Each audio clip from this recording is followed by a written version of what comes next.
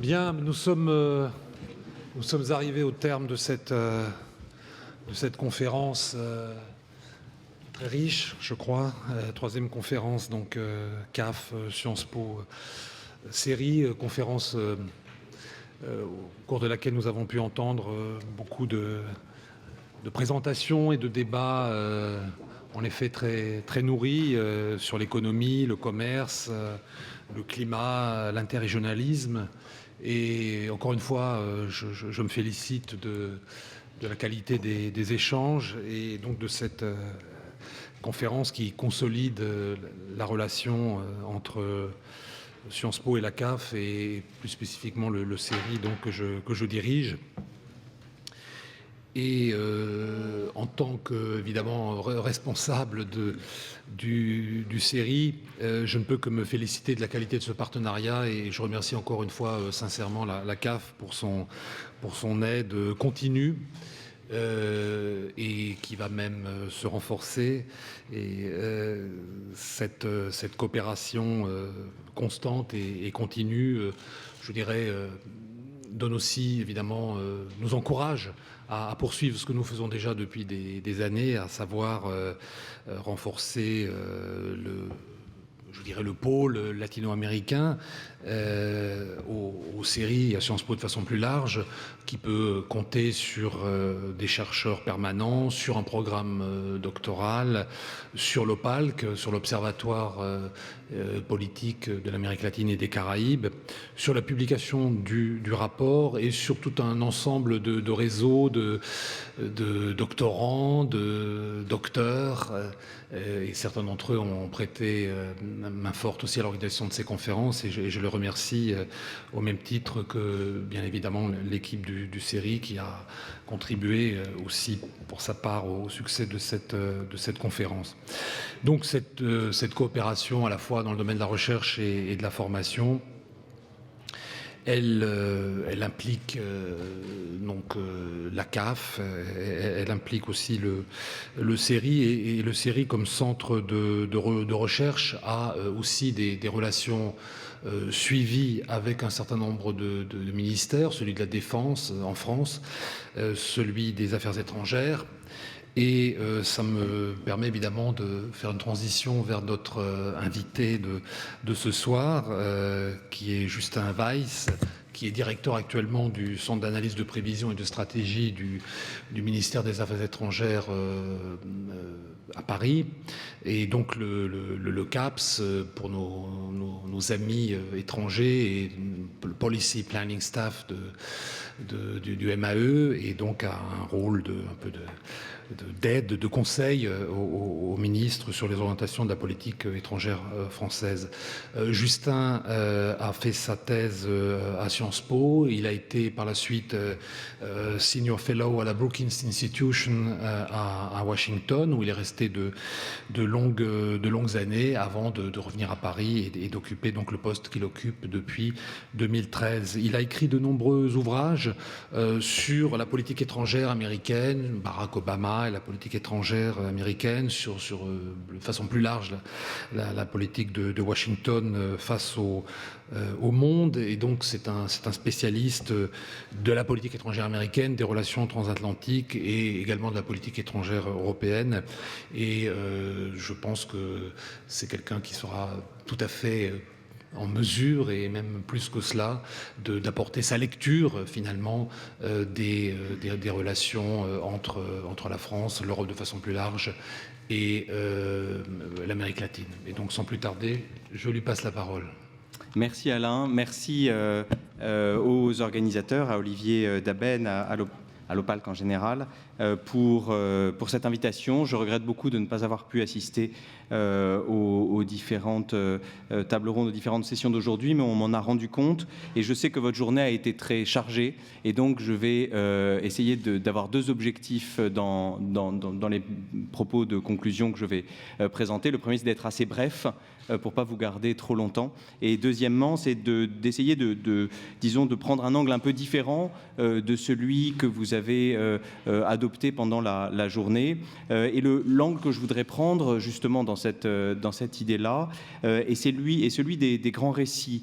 Vous savez que c'est un thème, les fameux narratives, quand on veut parler en anglais ou en franglais, parce qu'on dit aussi narratif en français.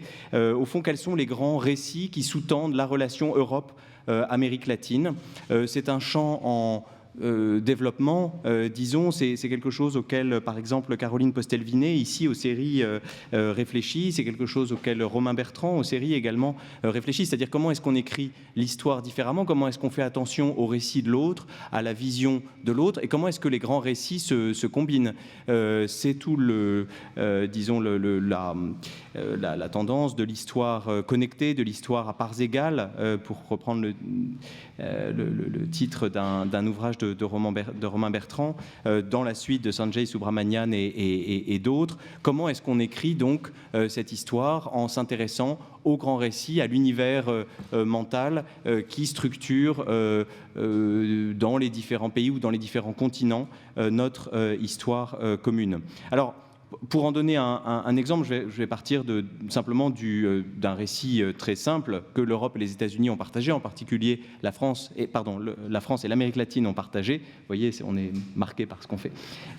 Ont partagé depuis plus de 2 siècles, qui est le grand récit révolutionnaire, la geste révolutionnaire, l'importance de la Révolution française. L'Amérique latine, plus sans doute qu'aucun autre continent, y compris les États-Unis, a puisé dans ce patrimoine intellectuel des Lumières pour écrire son histoire. Simon Bolivar, on le sait, a été élevé suivant les principes de l'Émile de Jean-Jacques Rousseau, et son action se revendique du contrat social. Il était à Madrid puis à Paris à l'apogée de Napoléon Bonaparte, qu'il a admiré en tant qu'Européen, mais dont il s'est évidemment défié comme puissance impériale. Et ce récit des révolutions, l'épopée bolivarienne, évidemment, a servi aussi à structurer les imaginaires politiques en Amérique latine. Et un peu comme un renvoi, et alors là on fait un fast-forward en quelque sorte vers le XXe siècle et vers la guerre froide, l'éveil des consciences révolutionnaires dans les années 50-60 en Amérique latine a captivé les jeunesses européennes. On connaît bien la litanie des intellectuels, y compris des intellectuels français de premier plan, qui sont allés à la rencontre de ces acteurs de l'histoire qui vivaient le récit révolutionnaire revivifié, Sartre et Simone de Beauvoir, bien sûr, Régis Debray, par exemple, aux côtés de Castro, de Che Guevara, de Salvador Allende et d'autres. L'année 68 marque la synchronie des rébellions et évidemment sur un mode mineur, cet écho entre Europe et Amérique latine en termes disons, d'imaginaire révolutionnaire. Mais évidemment, cette histoire, alors là on glisse de narratif, cette histoire de la guerre froide, elle est aussi l'occasion d'expériences très contrastées entre Europe et Amérique latine, puisque l'Europe est essentiellement protégée par les États-Unis au cours de la guerre froide, les États-Unis qui conduisent plusieurs guerres, notamment en Asie, pour la protection de l'Europe, alors que la seconde, l'Amérique latine, a dû subir beaucoup plus directement les politiques musclées d'endiguement du communisme conduit par Washington. Et donc, on arrive, au fond, pour cette guerre froide, à 2 récits, si on réfléchit en termes de récits, à 2 récits opposés, celui de l'anti-impérialisme et celui disons, qui se cristallisera sous l'appellation de consensus de Washington plus tard, dans les années 80 et surtout 90, en réalité. L'anti-impérialisme, on le sait, renvoie à une pensée politique et économique qui vise à défendre la souveraineté nationale et les possibilités d'expérimentation politique contre les interférences américaine en particulier et occidentale en général, à la fois sur le plan politique et donc sur le plan économique. Toute l'école de la théorie de la dépendance, par exemple, qui cherche à récupérer des marges de manœuvre par l'intervention de l'État pour créer des conditions concrètes d'indépendance nationale. Prébisch, l'économiste argentin, et sa théorie de la substitution aux importations qui contribue à cette, disons, à cette geste-là. Puis aussi sur le plan politique, où là on trouve quelques échos, alors avec certains pays européens, avec la France bien sûr, même si la France se trouve dans la famille occidentale, elle s'en distingue aussi, c'est son jeu propre pendant la guerre froide, et l'écho de la visite au Mexique du général de Gaulle en 1963, évidemment, est un moment de contact de ces deux grands récits de l'indépendance par rapport aux États-Unis. Là, je suis vraiment sur un plan, disons, métahistorique, sur le plan des imaginaires, évidemment, et non pas sur le plan de la description historique elle-même. Cette veine, cela dit, se poursuit et s'incarne plus tard, notamment dans les mouvements altermondialistes, les forums sociaux mondiaux en Europe comme en Amérique latine, mais aussi dans la politique de certains pays et dans les échos qu'elle peut rencontrer en France et en Europe en général, Bolivie, Venezuela et d'autres. Mais évidemment, il y a un autre récit pendant la guerre froide, surtout au cours des dernières décennies, qui façonne l'histoire politique de l'Amérique latine, qui est celui de l'orthodoxie, des politiques de libéralisation économique et, disons, au moins d'ouverture, sinon d'alignement sur le géant américain au nord, qu'on peut appeler le consensus de Washington, même si l'expression n'arrive que beaucoup plus tard, à la fin du XXe siècle, mais qui s'incarne dans une série de politiques disons hétérogènes par rapport à celles qui sont conduites au même moment ailleurs en Amérique latine, de Pinochet dans les années 70 aux politiques d'ajustement structurel dans les années 80 et 90, et dont on perçoit un écho dans l'opposition, sans doute aujourd'hui, entre les États, disons, de la côte pacifique, le Chili, la Colombie, le Pérou, qui poursuivent cette politique, disons, plus traditionnelle vis-à-vis de réduction des déficits, de réduction de rôle de l'État, de libéralisation, et d'autre part, d'autres États qui, autour justement du Venezuela, de la Bolivie et d'autres, conduisent une politique différente, avec au milieu, évidemment, la question brésilienne et son positionnement particulier. Donc, bref, au fond, les imaginaires au sortir de la guerre froide se structurent largement autour de ces deux grands récits, mais il me semble qu'en termes de relations Europe-Amérique latine, l'âge d'or et le moment où se connectent en quelque sorte les deux narratifs les dominants, c'est vraiment les années 90. C'est l'âge d'or du régionalisme et sans doute l'âge d'or, d'un certain point de vue, des relations Union européenne-Amérique latine. Au fond, l'idée était que le régionalisme fournissait la clé ou la réponse aux défis de la globalisation. Et dans les années 90, l'UE a l'air d'être et est à ce moment-là en phase d'ascension et donc peut se constituer en modèle puissant, modèle attractif et même très puissant, je dirais, au début des années 2000. L'UE, à ce moment-là, est un peu le village postmoderne sur la colline du système international, un modèle de paix et de prospérité par le dépassement des souverainetés et de la violence politique, avec un certain nombre de messages sur le multilatéralisme efficace, sur la mise en réseau des capacités et au fond sur une autre façon de faire de la politique internationale.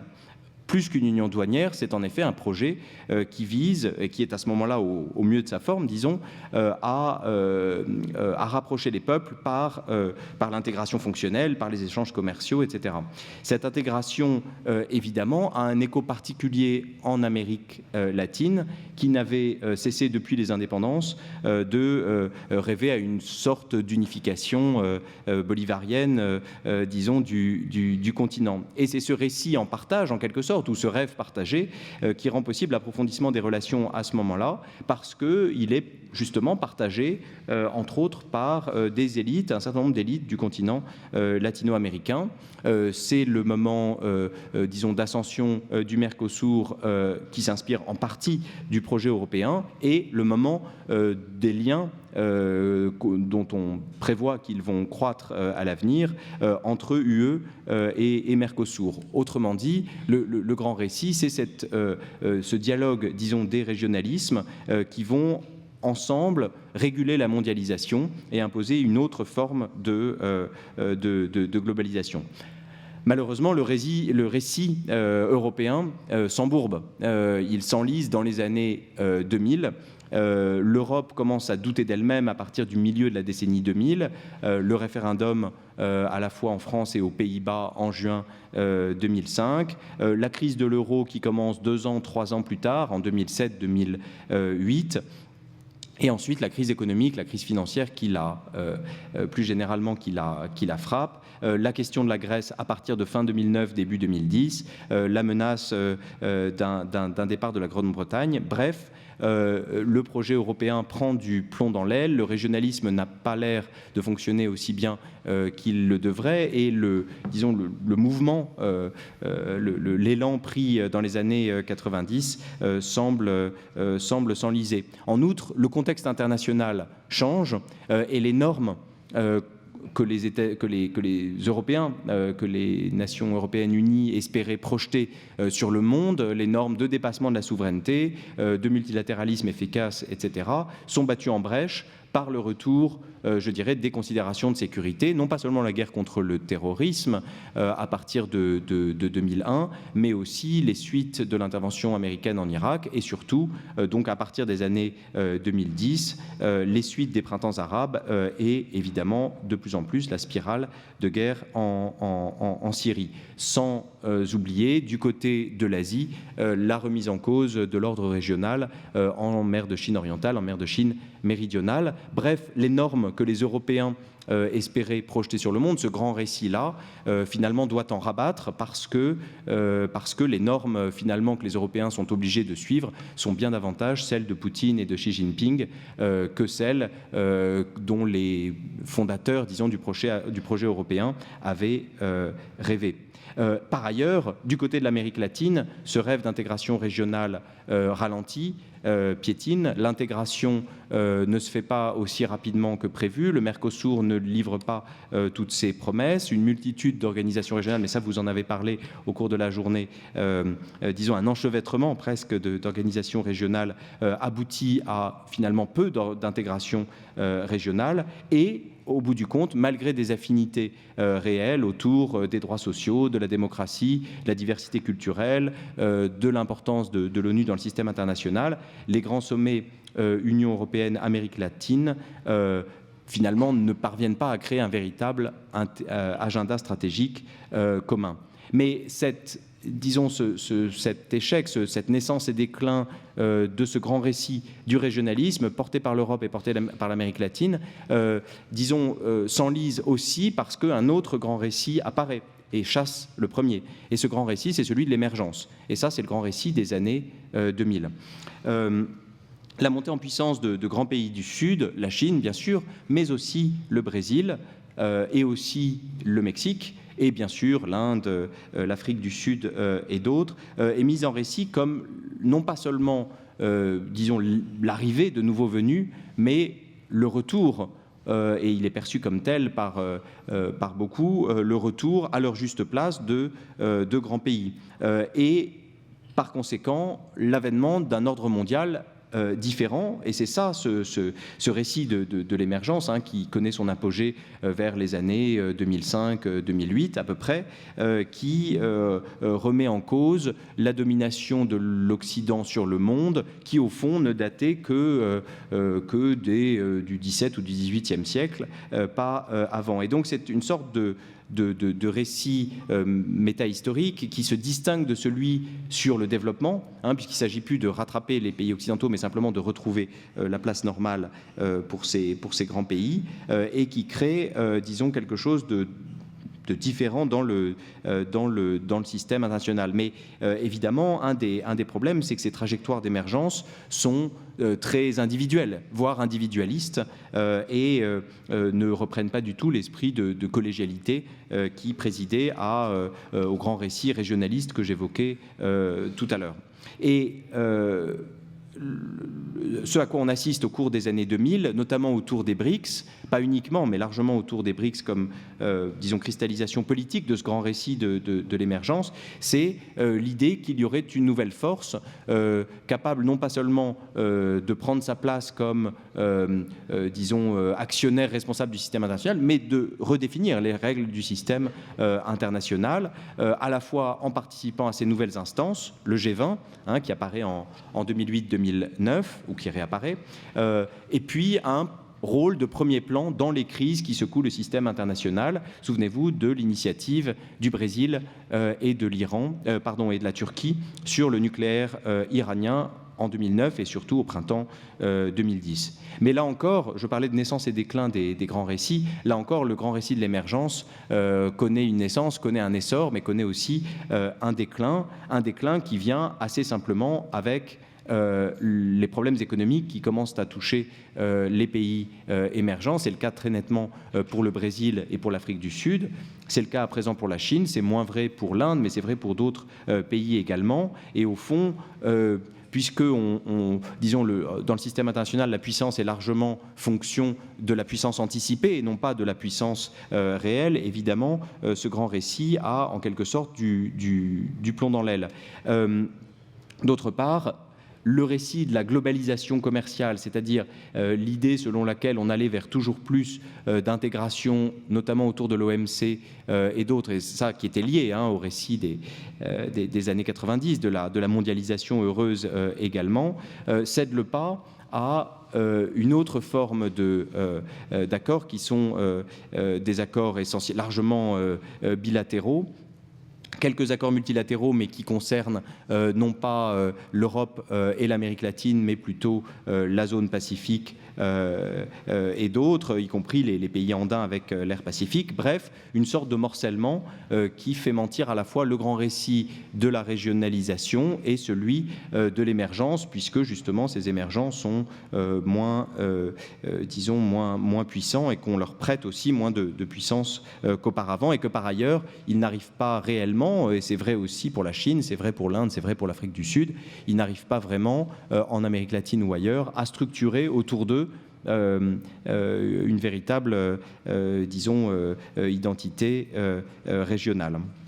Alors, je voudrais terminer en disant quelle est au fond l'importance de ces récits. Comme vous voyez, c'est une matière où on est loin de, soit de la description historique rigoureuse, soit de des analyses théoriques des politologues, mais on est dans un récit métahistorique qui nous dit quelque chose de l'état du monde. Et le point d'application que je voudrais prendre pour illustrer l'importance de ces récits, c'est la négociation climatique, et notamment celle qui a lieu en ce moment, celle qui a eu lieu à Bonn jusqu'à dimanche dernier, qui se passe pas mal, mais qui ne se passe pas très bien. Je sais que vous avez eu un panel sur cette question-là, mais je voulais simplement, pour finir, montrer comment ce narratif ou ces narratifs ont pu marquer les négociations. En 1992, au sommet de Rio, on est encore assez largement dans le récit, des pays en voie de développement qui doivent retrouver ou qui doivent, rattraper les pays développés. Et l'accord de Rio consiste essentiellement à dire, donc ce sont les responsabilités communes mais différenciées que les pays riches vont payer pour, aider les pays pauvres à la fois à atténuer leurs émissions de gaz à effet de serre et à s'adapter aux effets du changement climatique. Mais évidemment, 20 ans après, ou 27 ans ou 28 ans après, en 2015, ou alors simplement, pourrait-on dire 20 ans après à Copenhague et ensuite, on est dans un monde totalement différent. On est passé de ce récit du développement, du centre et de la périphérie, etc., à un récit centré autour des émergents. Et de fait, les pays émergents ont émergé, en particulier la Chine, mais aussi le Brésil et d'autres.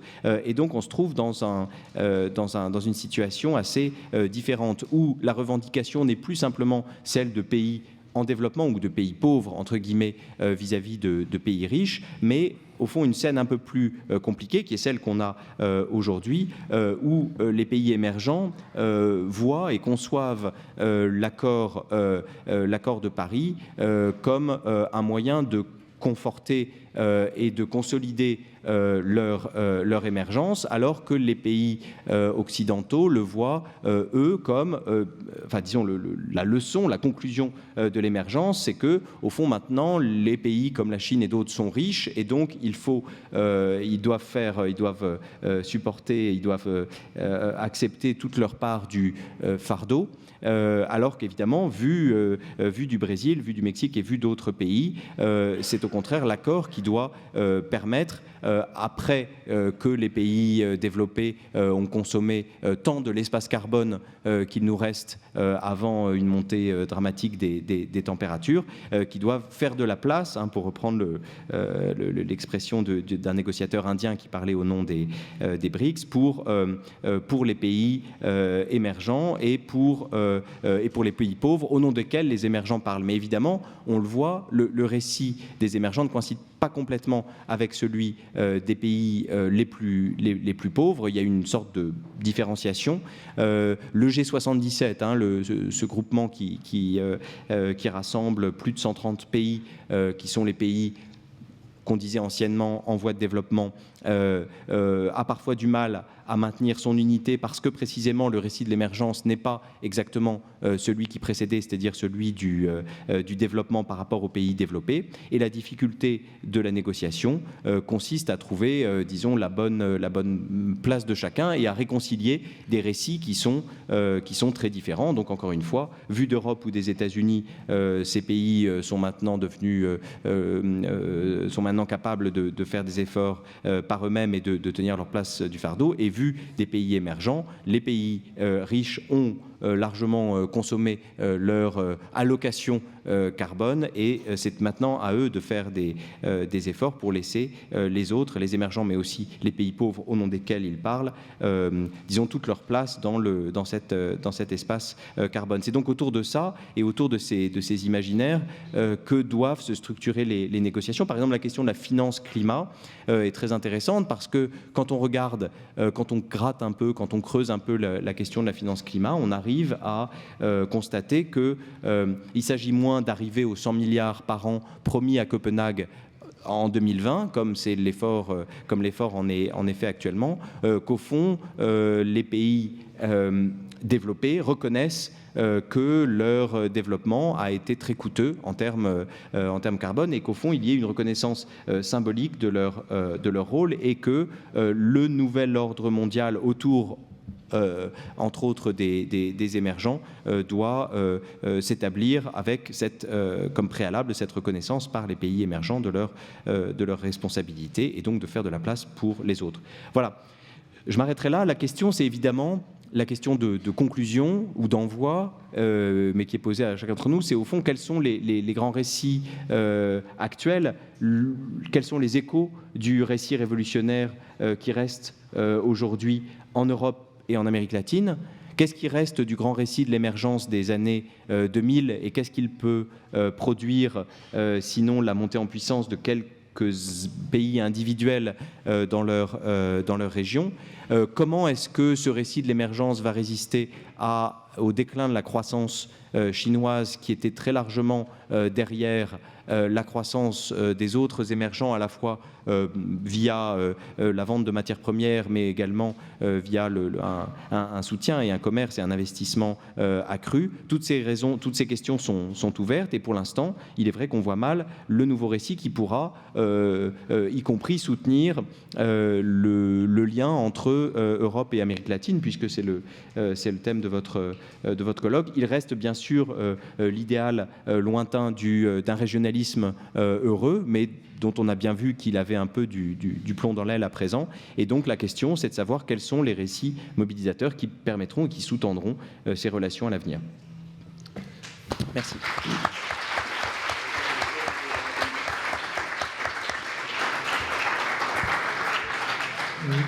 Merci beaucoup Justin pour cette belle réflexion diachronique sur la mise en récit, sur les imaginaires, sur à la fois les convergences et les divergences qui ont pu structurer les relations de ce point de vue-là euro-latino-américaines. Et merci aussi d'avoir raccroché ça à la COP21 pour montrer en effet comment cette question des récits continue à avoir une actualité tout à fait immédiate. Donc je vais passer le relais pour la clôture au président Enrique Garcia et à Olivier Daben, que j'invite à venir à la tribune.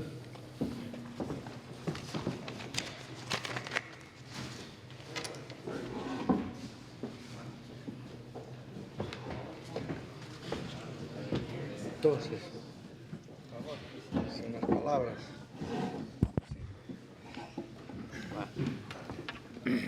Bueno, estamos llegando al final y quiero darles una buena noticia y una mala noticia. La buena noticia es que voy a presentar un PowerPoint de 74 láminas resumiendo cada una de las presentaciones del día. No me han creído, ¿verdad? No, simplemente ya queda muy poco que decir. Yo quería expresar el reconocimiento a todos y cada uno de los expositores por las excelentes paneles y desde luego el evento ha sido un evento sumamente interesante, muy positivo, nos da muchas luces, nos da muchas preocupaciones, muchos desafíos. Y creo que ha sido muy grato pasar todo el día. Yo creo que han escuchado suficientes discursos en el día, así que yo me limito a decirles muchas gracias y aprecio mucho los últimos comentarios que se presentaron, reflexiones muy interesantes que nos traen una visión desde Francia sobre una evolución histórica y que pone en contexto precisamente los temas que han sido discutidos hoy día. Y a Sciences Po, muy grato tener esta alianza estratégica que va creciendo y que va a ser en el futuro, yo diría, un escenario muy positivo de acercamiento entre Europa y América Latina, respondiendo a los desafíos que tienen ambas regiones en este nuevo mundo del futuro. Muchas gracias y mucho éxito.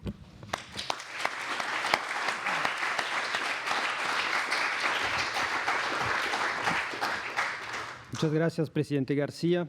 Yo también quiero agradecer a la CAF por esa asociación, ha dado buenos resultados en el pasado y ha sido más un evento exitoso y en el futuro dará también grandes éxitos. Quiero agradecer a la gente que organizó ese evento porque siempre eso es el producto de una cooperación entre mucha gente, en particular la gente del CERI, que mi director Ana acaba de agradecer, pero quiero agradecer a Eva, quiero agradecer a Carolina, que están ahí arriba, a Céline también y a Gaspar. Quiero agradecer a los intérpretes que están haciendo una labor fantástica. Gracias por el trabajo.